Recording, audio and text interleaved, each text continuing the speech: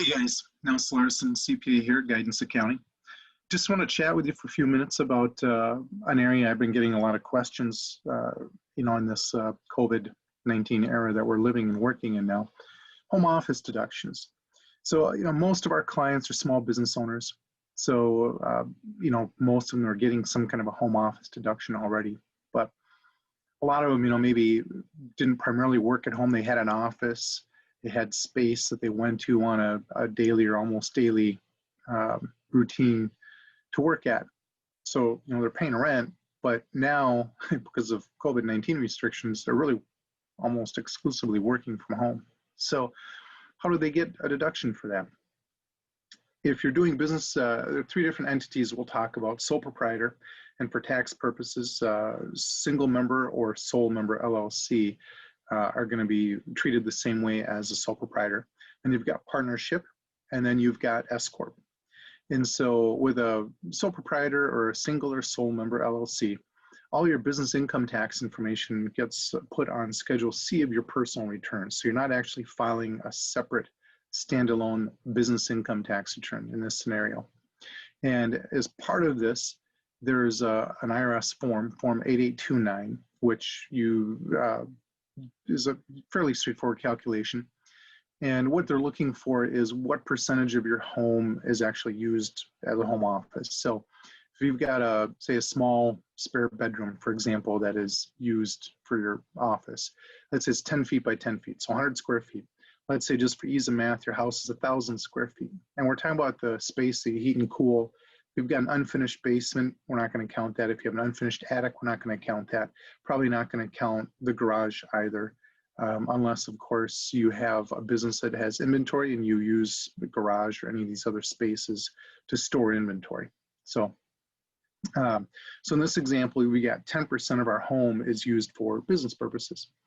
And so we can look at 10% of our mortgage interest, 10% of our property taxes, 10% of our homeowner's insurance, 10% of our utilities are going to be deductible as part of the home office calculation on this Form 8829. You can actually also deduct or take depreciation on your home. So let's say you paid $300,000 for your home. The land is worth $100,000, so the home is actually $200,000. And this is cost. So it can't be, you can't go, well, I bought my house 10 years ago, but I think now it's worth $400,000. So anyway, but that's a whole nother rabbit hole that I don't think we'll go down right now. But so you get the idea. We do this calculation for your home office deduction, this Form 8829.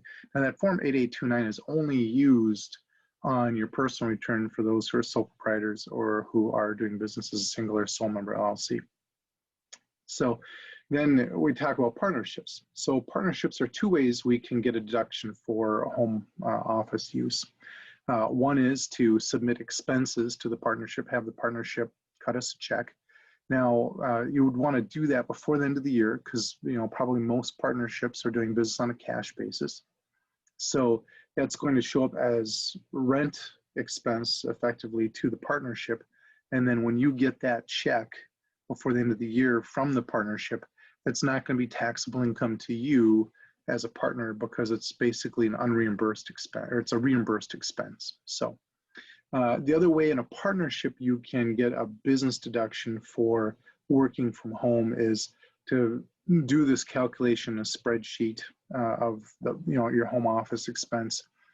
And then on page 2 of Schedule E of your personal return, this is where when you get income reported to you on a K1, it goes on page 2 of Schedule E. So you'd get the K1 from your partnership return. And then we would pretend it's almost like we receive a second K1 from the partnership.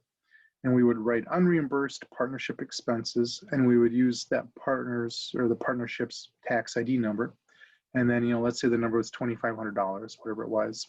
So you'd actually put that on there. So even though you didn't physically receive cash from the partnership, you're still going to get a deduction on your personal return for the home office, in that partnership setting.